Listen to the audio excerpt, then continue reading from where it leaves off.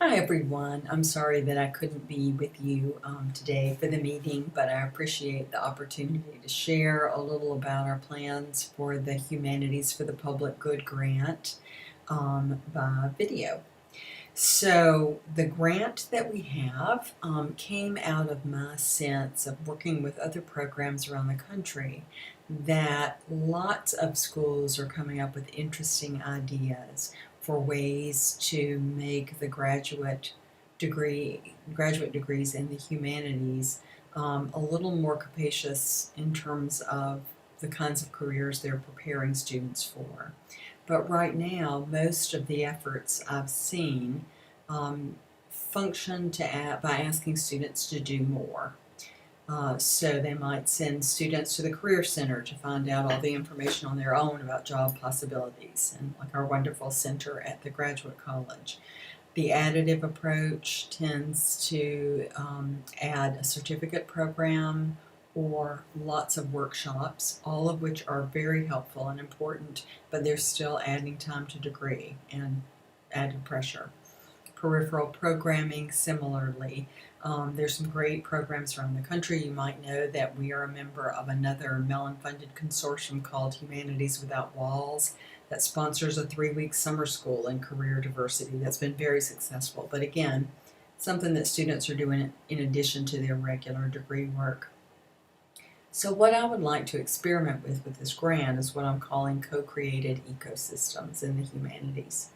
And through work on the Graduate Institute on Engagement in the Academy, my role as a board member on the national board of the Humanities Alliance, which is our chief promotional organization that's in Washington, D.C., as well as with the Modern Language Association, I've really come to see that there is, instead of just departments in the humanities, a large ecosystem exists of museums and libraries and cultural programming and communities and nonprofits that focus on cultural issues.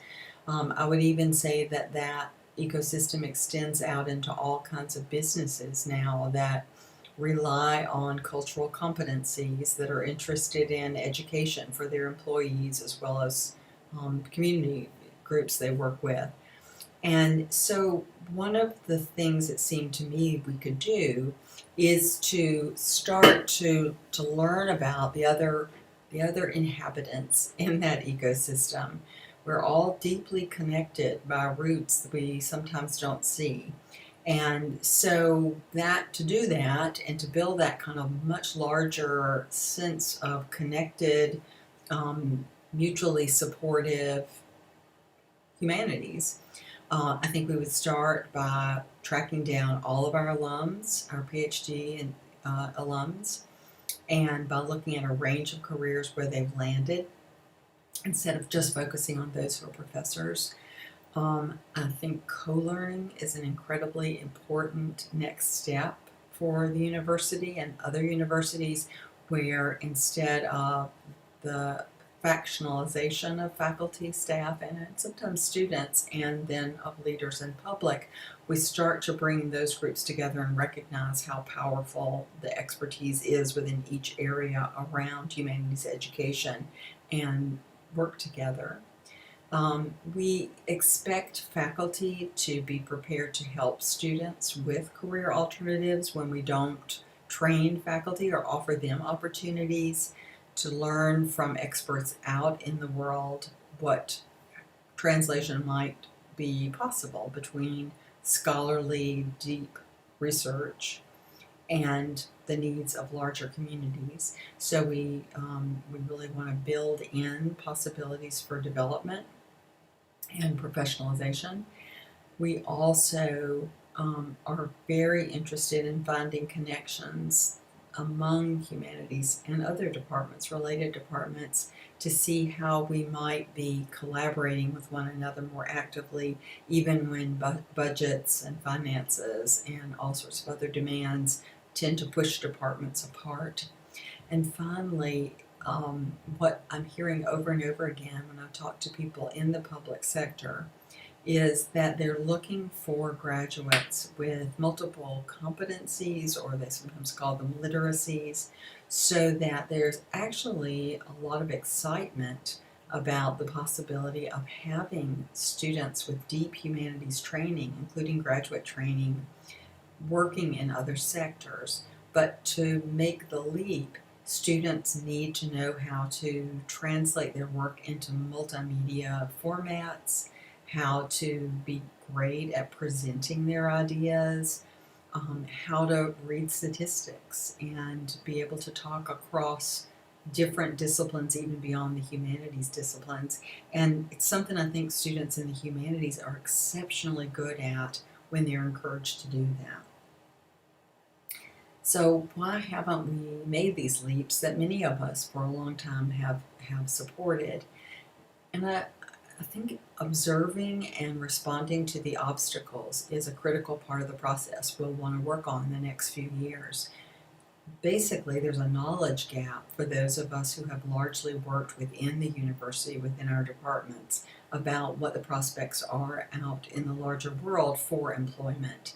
And so, we shouldn't be encouraging people to do things out of no knowledge. And so this ecosystem will help us to address that gap.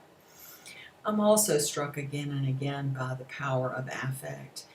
Those of us who've been in a humanities career for many, many years, even decades, we're doing what we do because we love the work, because we believe in scholarly research, because we think that digging deep into history and interpretive work is valuable in and of itself. And so to suddenly be confronted, and this is true of the students too, to suddenly be confronted with challenges to the value of what we do is not likely to encourage us to want to participate, to imagine ourselves and our work any differently. So I think that's a serious obstacle to work through. Disciplines do exactly that. Their value is that they help us to understand what is specific and unique about the methodologies and practices and values of one set of thinkers.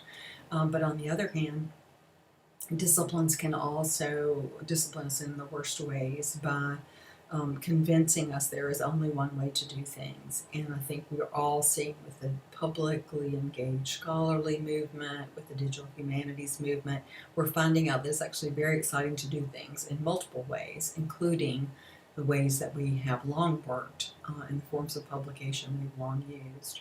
The structures of the university and of departments does not support very adventurous work.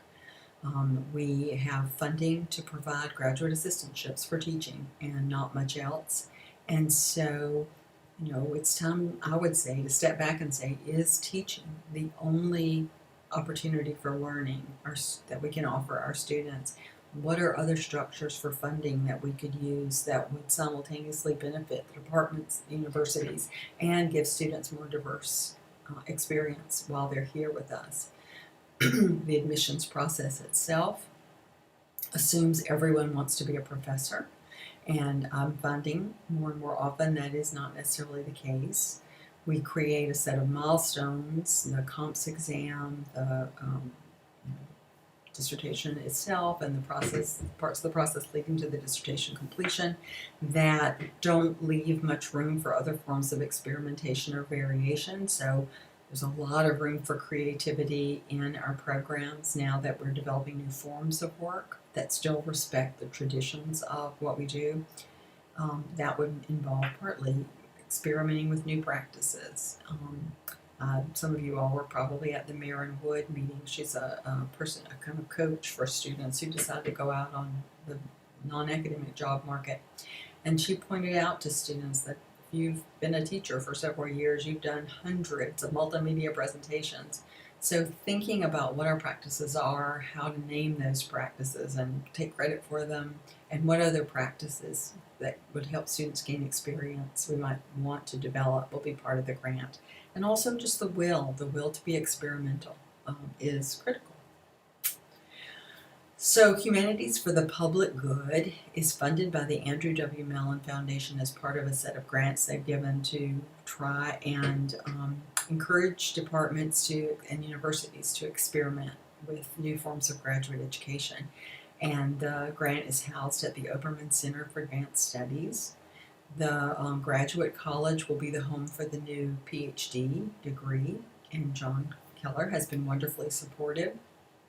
And the College of Liberal Arts and Sciences will also play a critical role, of course, since that's where most humanities departments are.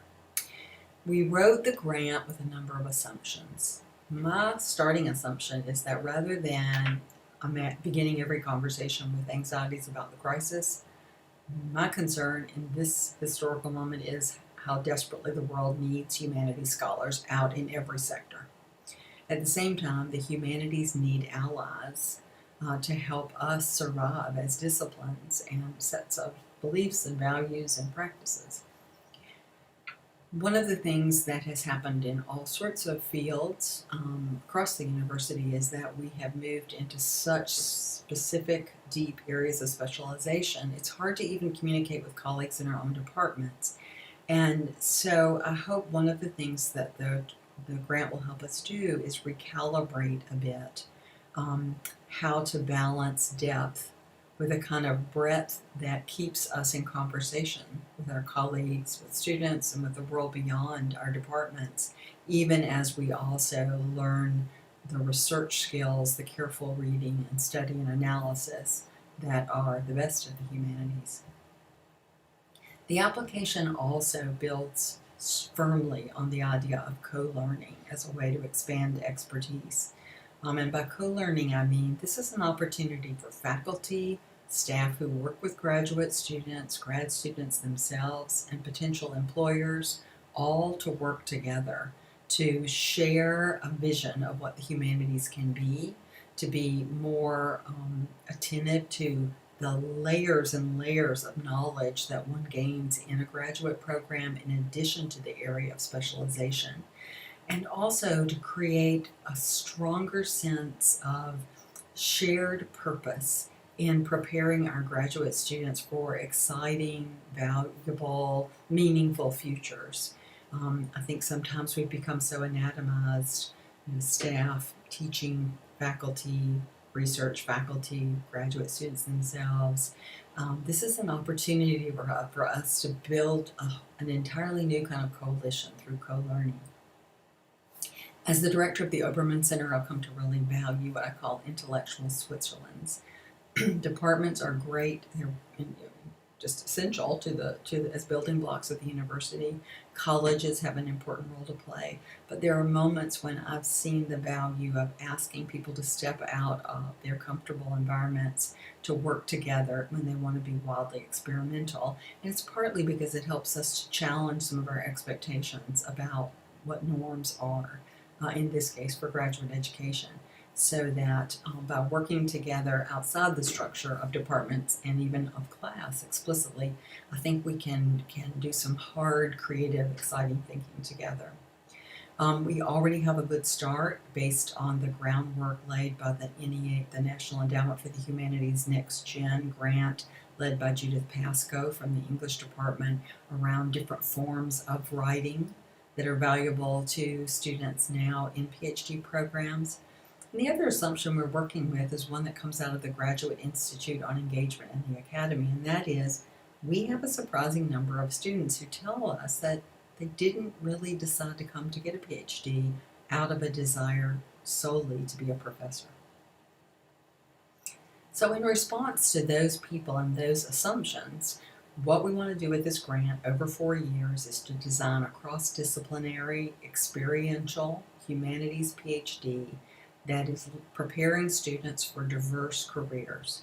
And in doing so, I think would also benefit students who do plan to be professors as they dip in and out of some of the courses we'll develop together. We also want to cultivate that ecosystem to find and build new relationships that connect academic departments, cultural organizations, employers, experts of various kinds, and I hope even donors in support of graduate education newly imagined for this degree. I'm very optimistic that the kinds of students who will be attracted to this PhD program will also be extremely excited about the courses offered in existing programs in religious studies, English, history, languages, philosophy. And we will want to work closely with departments to make sure that we're coordinating, that we're weaving appropriate courses into counting for this degree. So I hope we'll be bringing added students to your classes, and at the same time that we'll be encouraging people who are teaching in departments to think about new dimensions they might want to consider for their courses to help students who know they would like to be professors if possible to have other opportunities as well when they finish up with us. The grant finally will fund a number of activities over the 4 years. We'll have 2 postdocs over the term of the grant. We'll have a graduate assistant each year. We want to build diverse forms of expertise, so there are ways that the grant will help us to bring groups together. One of the principal ways will be through a funded working group where faculty, staff, and graduate students will receive funding to participate in an intense working group that will examine other schools' strategies, that will look at programs and possibilities, and that will move the conversation forward on campus. We are going to bring a couple of organizations. Story Center is a group that works on digital storytelling for often social justice purposes, and the Op-Ed Project is a group that helps all sorts of people, but academics in particular, to find ways to connect their scholarship and their research with larger issues out in the world. So both of these groups will lead summer workshops that will help us to start imagining the humanities in more complicated, visionary ways that I hope will sync up nicely with the ways we already think about the humanities in departments. The grants will allow faculty and members to take time to develop new courses that would serve the graduate degree, but also to imagine new kinds of assignments as they did with the Next Gen grant that might make their courses both exciting for their own graduate students in their department, but also make the transform the classes into courses that would serve this degree very effectively. And we'll also be offering a number of summer internships for graduate students here in Washington, D.C. and in Des Moines so far. And these are supported both by the Mellon Foundation and the Grad College. This Tuesday, November 13th at 4, we are holding a launch event at the Iowa City Public Library to whom we're all invited, and I will talk in more detail about the grant itself, but I'll basically cover a lot of the same territory very quickly. Then we have a panel of about 8 grad students who are already preparing themselves for diverse careers, and they are going to share what they're learning, the way they have created their own opportunities, and what they would like from us, what they would find helpful from us. And then we'll have a closing exercise where we start to actually look at the resources we have in place to start discovering that ecosystem that we can draw upon as we work together, I hope, on this exciting new PhD degree. Thank you.